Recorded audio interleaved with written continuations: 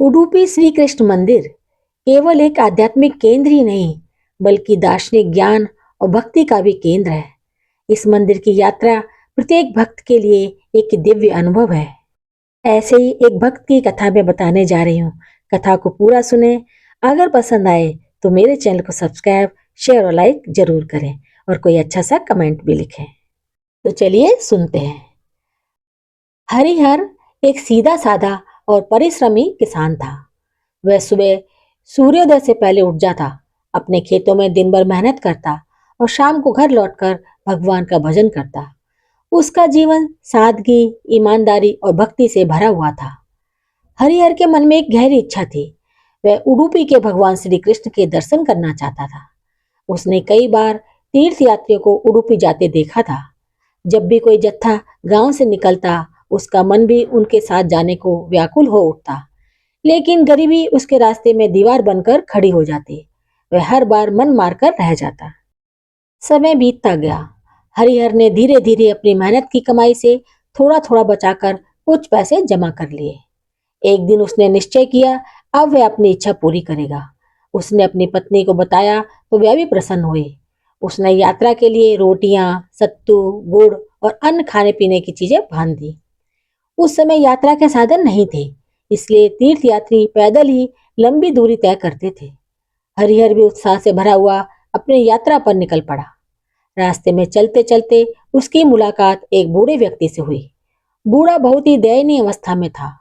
फटे पुराने कपड़े, नंगे पांव और थका हुआ शरीर। बाकी यात्री उसे नजरअंदाज कर आगे बढ़ गए, लेकिन हरिहर का हृदय दया से भर उठा। उसने पास जाकर पूछा, बाबा, क्या आप भी उडुपी जा रहे हैं? बूढ़े की आंखों में आंसू आ गए। उसने दुखी स्वर में कहा, बेटा, मैं तीर्थ कैसे करूं? मेरे घर में एक बच्चा बीमार है और दूसरा 3 दिन से भूखा है। मैं तो मदद की आस में निकला हूं। यह सुनकर हरिहर का मन विचलित हो गया।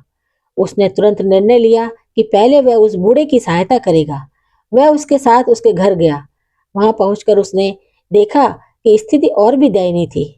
हरिहर ने बिना देर किए अपने साथ लाया हुआ सारा भोजन उनके सामने रख दिया। भूखे बच्चों ने तृप्त होकर भोजन किया। उसने बीमार बच्चे के लिए दवा का प्रबंध किया और कुछ समय तक उसकी देखभाल भी की। इतना ही नहीं, उसने देखा कि बूढ़े के खेत खाली पड़े हैं, क्योंकि उसके पास बीज खरीदने के लिए पैसे नहीं थे। हरिहर ने अपने पास जमा किए हुए पैसे भी उसे दे दिए, ताकि वह खेती शुरू कर सके और अपने परिवार का पालन पोषण कर सके। जब सब कुछ कर चुका, तब उसे ध्यान आया कि उसके पास अब उडुपी जाने के लिए कुछ भी नहीं बचा है। उसने बिना किसी दुख या पछतावे के अपने कदम वापस घर की ओर मोड़ लिए।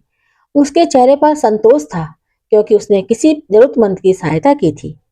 घर पहुंचकर उसने सारी बात अपनी पत्नी को बताई।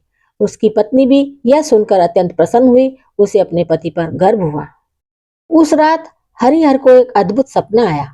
उसने देखा कि भगवान श्री कृष्ण उसके सामने खड़े हैं, मुस्कुरा रहे हैं। उन्होंने कहा, हरिहर, तुम मेरे सच्चे भक्त हो। जो मनुष्य मेरे बनाए हुए प्राणियों से प्रेम नहीं करता, वह मेरा भक्त नहीं हो सकता। तुमने जिस बूढ़े की सहायता की थी, वह मैं ही था। कई लोग मुझे अनदेखा कर आगे बढ़ गए, लेकिन तुमने मेरी पुकार सुनी। भगवान ने आगे कहा, तुम्हें तीर्थ यात्रा का पूरा फल मिल चुका है। सदा ऐसे ही दया, करुणा और प्रेम का मार्ग अपनाए रखना। मैं सदैव तुम्हारे साथ रहूंगा। यह सुनकर हरिहर की आंखें नम हो गईं। जब उसकी नींद खुली, उसका मन अद्भुत शांति और आनंद से भर चुका था। उसे समझ में आ गया कि सच्ची भक्ति मंदिरों और तीर्थों में नहीं, बल्कि मानव सेवा में है। उस दिन से हरिहर और भी अधिक प्रेम और करुणा के साथ जीवन जीने लगा। जय श्री कृष्ण। तो कैसी लगी ये कहानी? अगर पसंद आई हो तो कोई अच्छा सा कमेंट जरूर लिखें।